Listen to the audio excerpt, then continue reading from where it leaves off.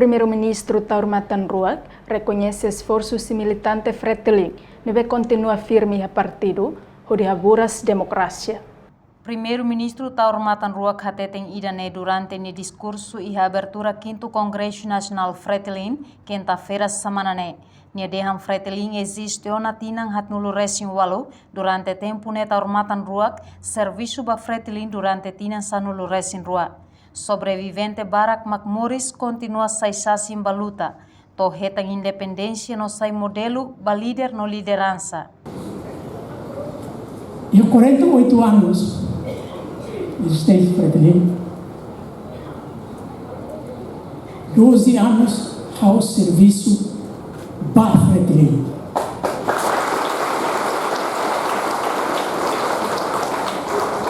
Quatorze anos ao serviço com Fretilin.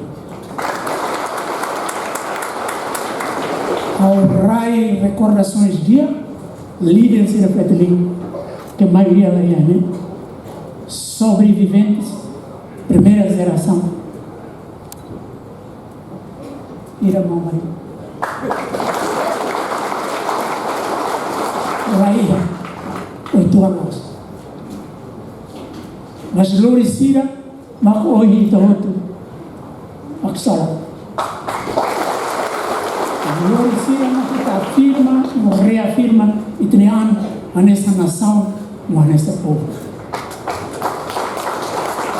Se a minha geração são geração ambiciosos, gerações lutadores, geração que resiste, persiste e la resiste.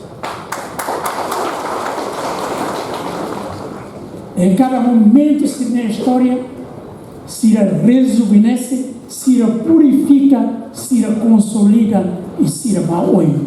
Lá interessa, desafio sair da vida. E então, a geração ainda lembra que pode ser pecatenelita. Estava conhecida.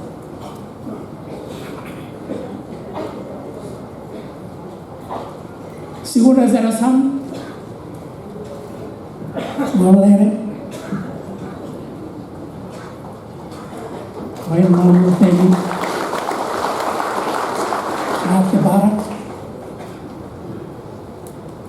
Botela, tua irmã e terceira geração, Maulu, Paulo, não sei assim. E eu aqui a cerimônia solene também agradece para o senhor general Roito ser meu companheiro. Nia hatutan iha era desenvolvimento no democracia dala ruma musu crise global ba processo de desenvolvimento política social no nação. Reportagem Marquita da Silva, Sabina Sansa, Televisão Timor Post.